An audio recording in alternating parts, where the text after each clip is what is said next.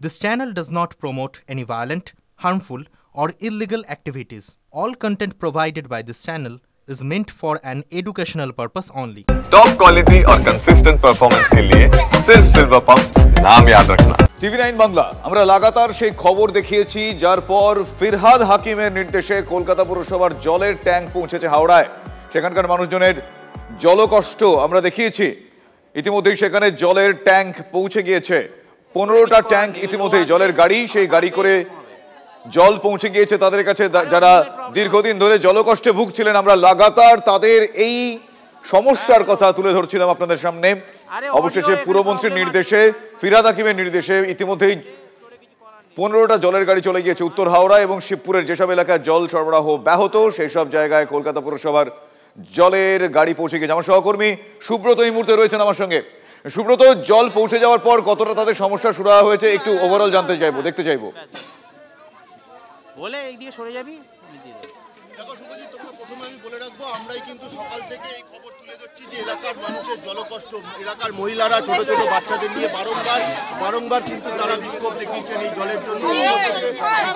40 টাকার হাওড়া পুরসভার তরফ থেকে 3টি জলের গাড়ি এবং কলকাতা মিউনিসিপ্যাল কর্পোরেশনের তরফ থেকে একটি গাড়ি দেওয়া হয়েছে এবং এই মুহূর্তে মানুষজন কিন্তু তারা এমনটাই মনে করা হচ্ছে তারা কিন্তু যার কাছে নিয়েছে তারা কিন্তু জল নিতে আরম্ভ করেছেন। আমি একটু কথা বলে নেবো যে দিদি কতক্ষণ জল ছিল না?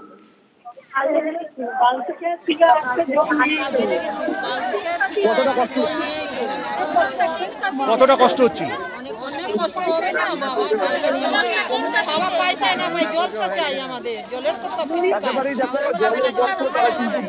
একদিকে বিদ্যুৎ নেই, সেটা কিন্তু যেরকম ভাবে মেনে নিচ্ছেন তারা, কিন্তু জলের কষ্ট কিছুতেই সকাল থেকে মানতে পারছেন না। এই মুহূর্তে কিন্তু মানুষজন জল নিচ্ছেন, তার হয়ে গেছে। দিদি জল পাচ্ছেন? দিদি জল পাচ্ছেন? দিদি জল পাচ্ছেন?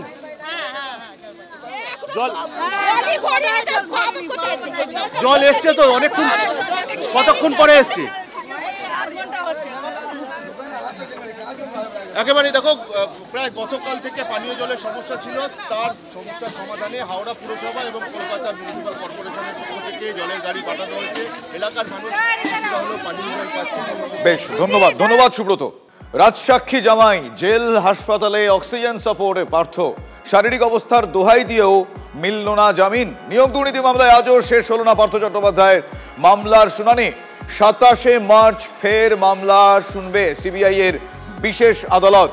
আমার সহকর্মী সুজয়ের কাছে আরো বেশ কিছু তথ্য রয়েছে, আমি জানবো। সুজয়, দেখো শুভজিৎ, ইডি মামলা থেকে সুপ্রিম কোর্ট থেকে জামিন পাওয়ার পর পার্থ চট্টোপাধ্যায় সিবিআই মামলাতেও ব্যাংকাল আদালত, বিচার ভবনে যে বিশেষ সিবিআই আদালত রয়েছে সেখানে আবেদন করেছিলেন। সেই আবেদনেরই আজকে শুনানি ছিল এবং সেই শুনানিতেই আমরা দেখলাম যে একাধিক আইনি যুক্তি পার্থ চট্টোপাধ্যায়ের আইনজীবী তিনি সামনে নিয়ে আসেন এবং একই সঙ্গে জানান যে পার্থ চট্টোপাধ্যায় দীর্ঘদিন ধরে জেল হাসপাতালে অসুস্থ রয়েছেন এবং গতকাল থেকে তিনি অক্সিজেন সাপোর্টে রয়েছে, অর্থাৎ তার শারীরিক অবস্থার অবনতি হয়েছে। এবং তার পাশাপাশি বলা হয় যে পার্থ চট্টোপাধ্যায়ের বিরুদ্ধে যে সমস্ত তথ্য প্রমাণের কথা চার্জশিটে সিবিআই উল্লেখ করেছে সেগুলি সম্পূর্ণভাবে সঠিক নয় এবং একাধিক নথিও আদালতে জমা দিতে পারেনি। এই আংশিক শুনানির পরে বিচারক জানান যে পরবর্তী দিনে অর্থাৎ আগামী 27 তারিখ সিবিআই এটাতে আপত্তি জানিয়ে শুনানি করবে এবং সেই দিনই। বেশ, ধন্যবাদ সুজয়।